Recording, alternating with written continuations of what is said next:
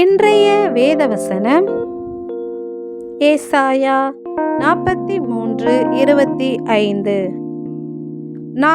நானே உன் மீறுதல்களை என் நிமித்தமாகவே குலைத்து போடுகிறேன், உன் பாவங்களை நினையாமலும் இருப்பேன். ஆமேன். தேவன் நம் மீறுதல்களை குலைத்து போட்டார்.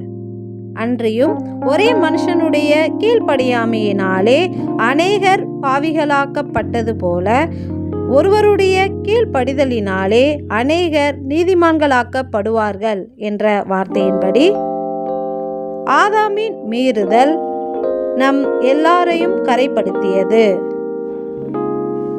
ஆனால் நம் இயேசு கிறிஸ்து சிலுவையில் சிந்திய இரத்தத்தால் அந்த மீறுதலின் கரை நம்மை விட்டு நீங்கிற்று. இப்படி தேவன் அவர் பரிசுத்த நாமத்தின் நிமித்தம் நம் மீறுதல்களை குலைத்து மீறுதலினால் உண்டான பாவத்தை நினையாமல் இருக்கிறார். எங்களை மீறுதலுக்கும் பாவத்திற்கும் விலக்கி எங்களை நீதிமானாக்கும் எங்கள் தேவனே, உமக்கு நன்றி செலுத்துகிறோம். நன்றி.